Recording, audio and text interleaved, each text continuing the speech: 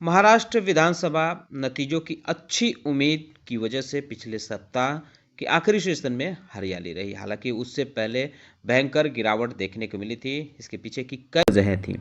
अब कल कैसा रह सकता है, यानी सोमवार को हमारा मार्केट की ओपनिंग कैसी हो सकती है, अडानी के शेयरों में क्या अपडेट देखने को मिल रहा है, उसमें जो आरोप लगाया गया था, अमेरिका में जो मामला चल रहा है उसमें क्या अपडेट है और किन किन शेयरों में खबरें हैं, इन सारी चीज़ों पे हम इस वीडियो में चर्चा करेंगे।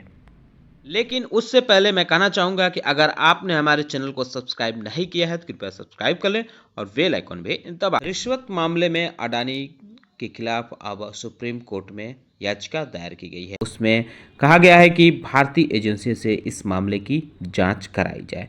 याचिका में आरोप भी लगाया गया है कि अमेरिकी अदालत का महाभियोग और SEC की शिकायत में गौतम अडानी और उनके सहयोगियों के ओर से भारतीय सरकारी अधिकारियों को रिश्वत देने के भी गंभीर आरोप लगाए गए हैं। इसी मामले में याचिका दायर की गई है और जांच की मांग की गई है। तो कल अडानी ग्रुप के शेयरों पर आप चाहें तो नज़र रख सकते हैं इस अपडेट की वजह से। ये सिर्फ अडानी ग्रुप के शेयरों के लिए नहीं बल्कि हमारे बाज़ार में काफ़ी कुछ मैटर कर सकता है। इसके अलावा एक बड़ी बात हमारे मार्केट के लिए रहेगी, जो विधानसभा चुनाव के रिजल्ट आए हैं। जैसे महाराष्ट्र में बीजेपी ने प्रचंड जीत दर्ज की है, तो इसका जो है पॉजिटिव असर देखने को मिल सकता है हमारे इन्वेस्टर पे। निफ्टी 50, सेंसेक्स, निफ्टी बैंक जो हैं, इन पे आप चाहें तो नज़र रख सकते हैं।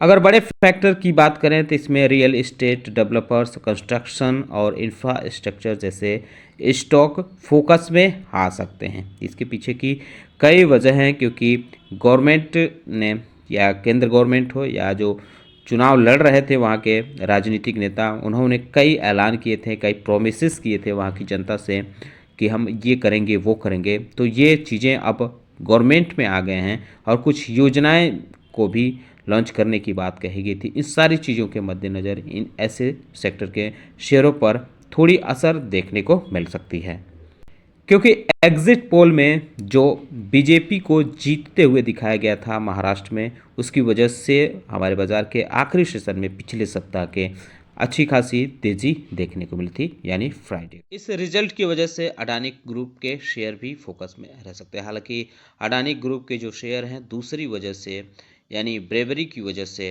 फोकस में हैं आजकल, लेकिन रिजल्ट की वजह से भी कल फोकस में रह सकते हैं, क्योंकि एक बड़ा प्रोजेक्ट है जो बीजेपी का, धारावी रीडेवलपमेंट, जिसको अडानी को ये प्रोजेक्ट सौंपा गया है। तो अब बीजेपी कम बैक कर रही है, तो जाहिर सी बात है ये पॉजिटिव खबर मानी जा सकती है अडानी ग्रुप के लिए। तो इस वजह से अडानी के शेयरों पर भी आप चाहें तो नज़र रख सकते हैं। काफ़ी चीज़ें कही जाती हैं, इस वजह से आप चाहें तो इस पे नज़र रख सकते हैं। इसके अलावा डेवलपमेंट से जुड़े जो कंपनियां हैं महाराष्ट्र बेस्ड की, उन पे भी आप चाहे तो नज़र रख सकते हैं, क्योंकि जो राजनेता थे चुनाव प्रचार के दौरान उन्होंने डेवलपमेंट की अच्छी खासी बात उठाई थी।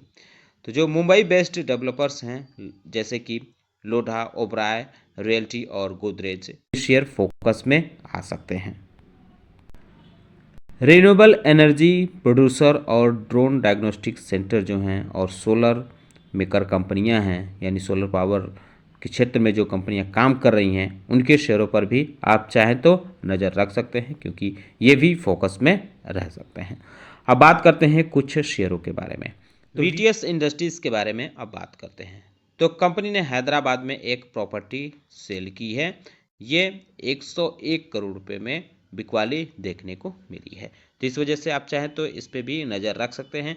कोचिन शिपयार्ड पे भी नज़र रख सकते हैं। कंपनी ने एक MOU साइन किया है। सिटेरियम लिटरन्यू कंपनी है, इसके साथ इसने MOU साइन किया है। इसके तहत दोनों कंपनियां अब डिजाइन और सप्लाई के सेक्टर में काम करेंगी। क्रिटिकल इक्विपमेंट जो देखने को मिलता है इंडियन मार्केट में, जैकब रिंग्स, इसके लिए ये दोनों कंपनियां मिलके काम करेंगी। वहीं अगर RVNL के बारे में बात करें तो इसमें भी एक बड़ा अपडेट देखने को मिल रहा है। कंपनी को 837 करोड़ 67 लाख रुपए का ऑर्डर मिला है। ईस्टर्न रेलवे की तरफ से ये ऑर्डर मिला है। इसमें है ब्रिज बनाने और रेलवे ट्रैक बिछाने समेत कई काम करने हैं कंपनी को, तो इस वजह से यह शेयर भी फोकस में रह सकता है। जोमेटो में 2 खबरें देखने को मिली है इन दिनों, तो इस वजह से इसको भी चाहे तो अपने फोकस में रख सकते हैं। एक अपडेट तो ये है कि कंपनी जो है, जो 60 शेयरों वाला BSE सेंसेक्स देखने को मिलता है, उसमें ये JSW को रिप्लेस कर सकता है। दूसरी बात यह है कि इसके शेयर होल्डर्स की मीटिंग हुई थी जिसमें अप्रूवल मिल गया है फंड रेजिंग के लिए। QIP के जरिए कंपनी 8,500 करोड़ रुपए फंड रेज कर सकती है। अब इसके लिए अप्रूवल मिल गया है, तो इस शेयर पर भी नज़र रख सकते हैं। सिग्नेचर ग्लोबल के बारे में बात करें तो इसमें भी अपडेट देखने को मिला है। कंपनी 50,000 करोड़ रुपए का हाउसिंग प्रोजेक्ट लॉन्च करने वाली है, इसका प्लान चल रहा है। ये मल्टीपल प्रोजेक्ट देखने को मिलेंगे जो दिल्ली NCR में रहेंगे। अगले 3 साल की ये योजना बनाई जा रही है, तो इस वजह से आप चाहे तो इस पर नज़र रख सकते हैं, क्योंकि कंपनी के जो चेयरमैन देखने को मिलते हैं प्रदीप अग्रवाल, उन्होंने ये बात एक PTI से कही है। Mahindra life space developers limited के बारे में बात करें तो इसकी जो सब्सिडरी कंपनी देखने को मिलती है वर्ल्ड सिटी डेवलपर्स, इसने एक अनाउंसमेंट किया है इंडस्ट्रियल पार्क प्रोजेक्ट का। सेकेंड फेज का ये प्रोजेक्ट है जो तमिलनाडु में बनाया जाएगा, तो इस वजह से आप चाहें तो इस पर नज़र रख सकते हैं। और ये जो प्रोजेक्ट होगा ये पार्टनरशिप में देखने को मिलेगा। जापान की कंपनी है सुमितोमो कॉरपोरेशन लिमिटेड, इसके साथ ये पार्टनरशिप इस प्रोजेक्ट के लिए देखने को मिलेगा और ये 250 करोड़ रुपए इसमें कंपनी इन्वेस्ट करेगी। और जो जापान की कंपनी है वो दोनों मिलकर ये सारे इन्वेस्टमेंट देखने को मिलेगा, तो आप इस पे भी नज़र रख सकते हैं। ICICI लोम्बार्ड के बारे में बात करें तो कंपनी ने HDFC लाइफ इंश्योरेंस में 0.19% स्टेक एक्वायर किए हैं। 233 करोड़ रुपए में ये एक्विजिशन देखने को मिला है। स्कॉट कुबोटा में भी अपडेट देखने को मिल रहा है, इस वजह से ये शेयर भी फोकस में रह सकता है। इसकी जो होली ओन्ड सब्सिडरी कंपनी देखने को मिलती है स्कॉट कुबोटा फाइनेंस, अब इसमें एक इसका अनाउंस किया है कंपनी ने, और कंपनी का कहना है कि स्कॉट कुबोटा फाइनेंस जो है वो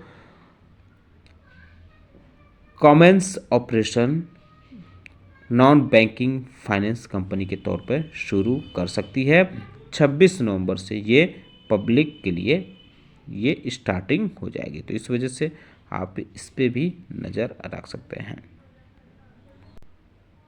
प्रकाश इंडस्ट्रीज़ के बारे में बात करें तो इस कंपनी को माइनिंग के लिए जो है कमर्शियल कोल माइन मिला है। ये भास्कापारा कमर्शियल कोल माइन है जो सूरजपुर डिस्ट्रिक्ट यानी छत्तीसगढ़ में ये है।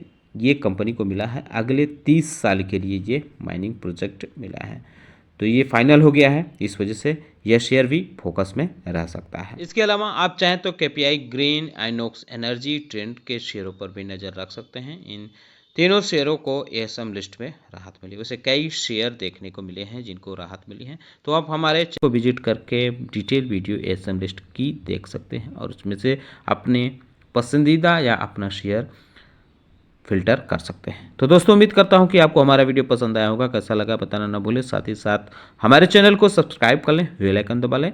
वीडियो देखने के लिए बहुत बहुत धन्यवाद।